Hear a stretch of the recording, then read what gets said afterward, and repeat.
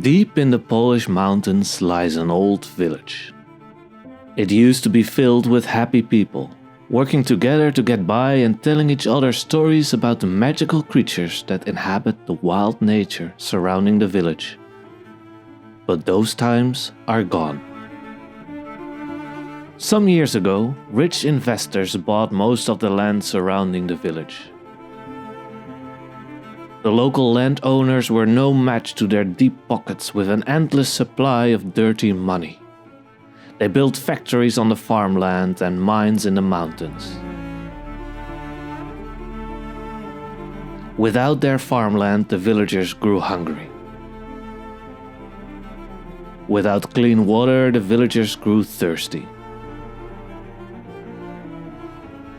And without nature, the villagers grew angry. There was only one thing they could do: to work in the mines.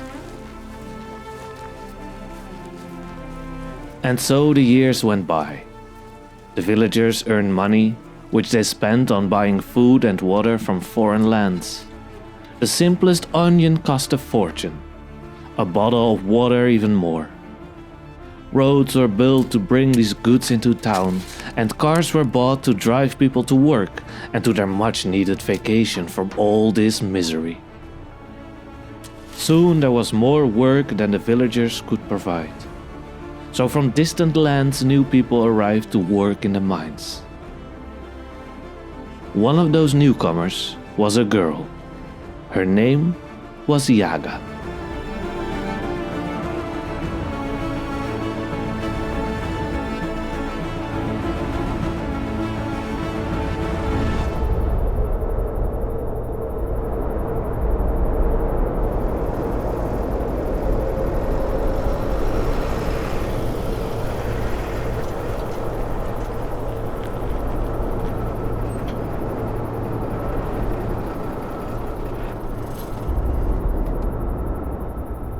But life in the village got worse and worse.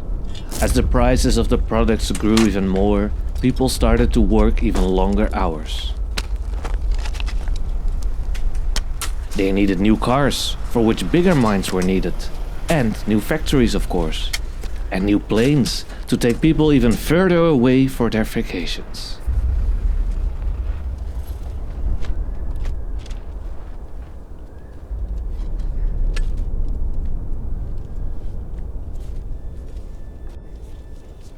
People started noticing that Jaga was different than them. They whispered to each other, pointed at her. "Why does she have to be so different?" they said to each other. The whispers turned into voices. The voices turned into shouts. The shouts turned into threats. The villagers blamed her for their unhappiness. Wasn't life perfect before she came here? Didn't everything suddenly change when she arrived? Jaga was not safe anymore in her own village, so she fled.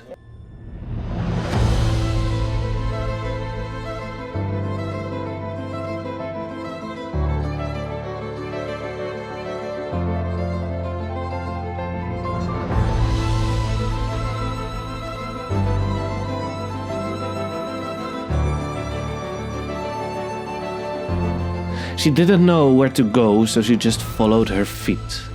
And her feet followed her heart, deeper and deeper into the forest.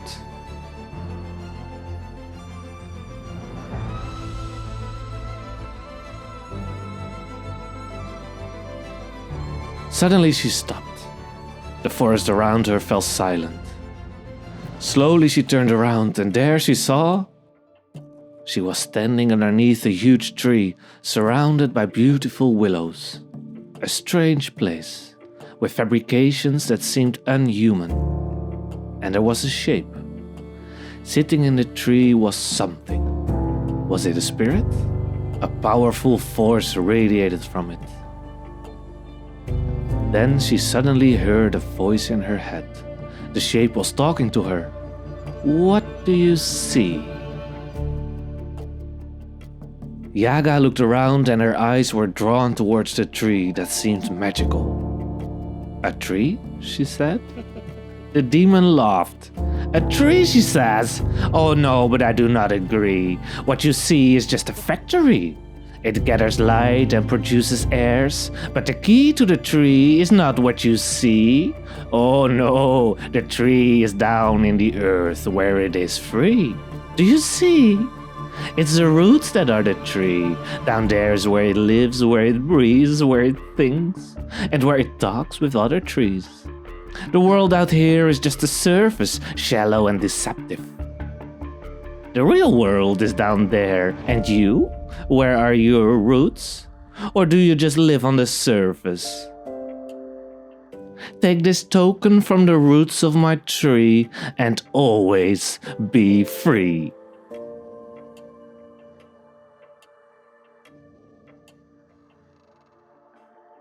After the demon had spoken, it disappeared. Yaga was left with many questions. Confused, she continued walking, and the longer she walked, the more she felt that deep down she understood what the demon had said. And then she saw the next demon, in a sort of temple with many figures and symbols.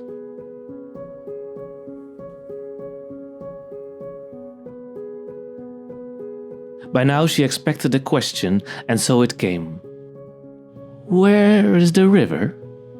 She listened and heard the stream flow in the valley.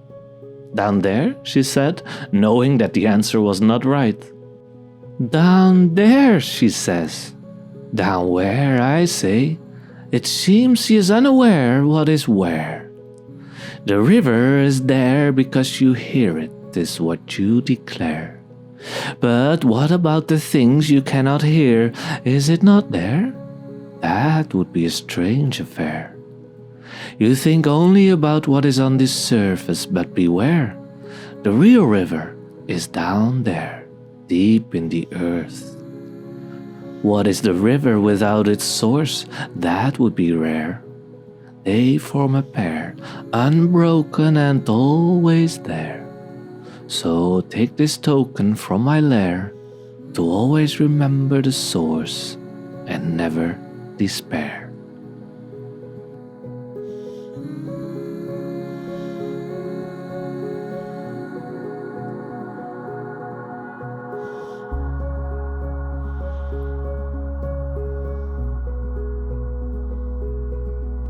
And again the demon disappeared and Yaga continued.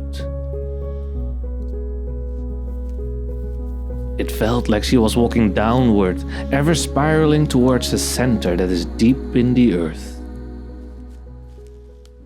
Then the third demon appeared at a formation of stones in the riverbank.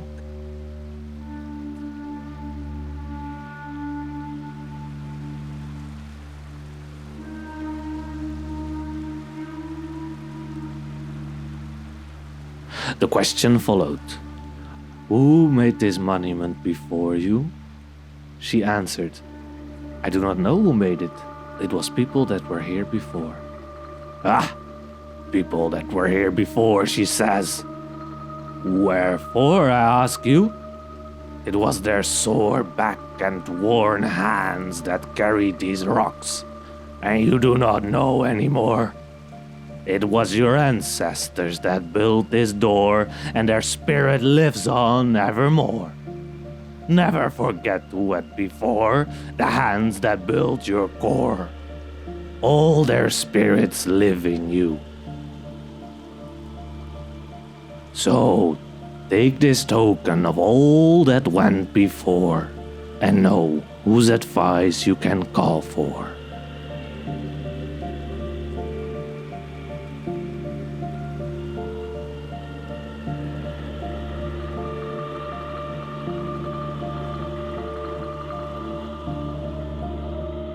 Yaga now had 3 tokens: a root, a vial of water, and a symbol of her ancestors.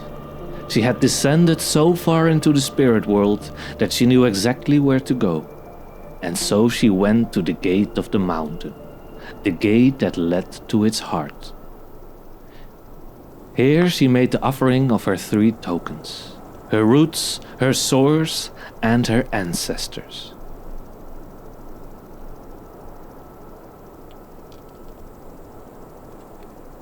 And down she fell.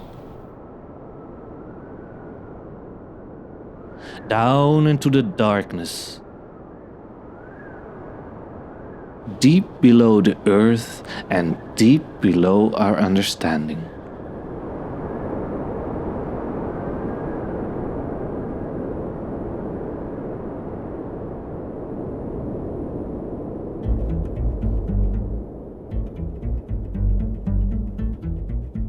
Finally, she arrived at the heart of the mountain. A giant rock formation that grows from under the surface and reaches down all the way to the core of the earth. And there she saw a spirit. For the first time she could recognize a face, and it was strangely familiar, as if she had always known this face. "It is you," she said. "You are my spirit, my soul, my source, and my roots." "That is who I was," answered the spirit. "But you rejected me, just like all the other people that live on this mountain. You chose money over life, wealth over health. And now all of your spirits fled to the heart of the mountain, the only place where they can still hide. But soon this place will be found as well. There are no secrets anymore in your world, no hidden places, no roots, and no sources. So, what will we do? We will disappear forever." But Jaga did not accept this fate. "Let us learn from each other. It is not too late.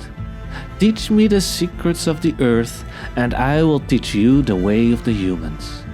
This way you don't have to hide anymore, but can live amongst the humans in secret." And so it went. The spirit told her everything it knew about the forces of nature, and she taught the spirit all she knew about being human. As time went by, Jaga slowly turned into a half-being, half human, half demon. And the same happened to her spirit that became half demon, half human. They were happy, and their lessons were never ending. Every day there was something more they could learn from each other. Slowly they forgot about time itself. But around them the environment changed. The trees were dying. The animals disappeared. Nature was suffering. It was on a grey day that the spirit told Jaga to go back to the world of the humans.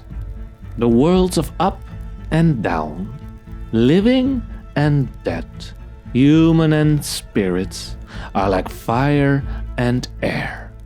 Fire cannot live without air, yet it devours it. The two worlds need each other, but they cannot be too close to each other.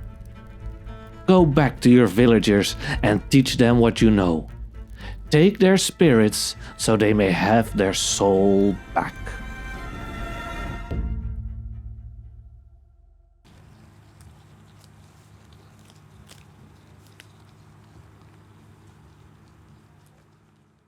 And so she returned. She built a little house where she treated people that were sick. She told the villagers what the effects were of their work, that it broke their minds and the land. She encouraged them to take action against the rich landowner, to take back their land and close the mines. Slowly the villagers started to rise up against the landowner. They listened to Jaga because they felt that she was something special. Through her lessons of the mountain spirit and her connection with the world below, she spoke with a wisdom people had not heard in a long time. They became aware of the damage they were doing, both to themselves and their surroundings. More and more they organized protests and started changing their lives.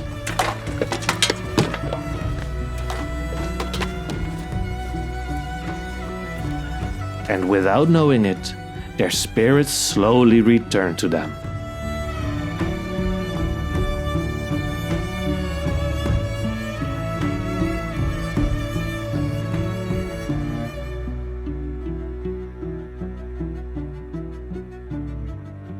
Was it enough to change the future?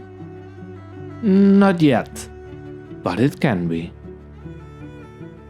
And the spirit? He remained at the heart of the mountain, always connected with Jaga, but always separate. Every Friday Jaga returns to the gate, where she can sense the presence of the mountain spirit in the stones. She sings for him, and he listens and sings for her. They are forever separated, yet joined in their song. And if you look closely, you can still see his face hidden in the rocks. And you?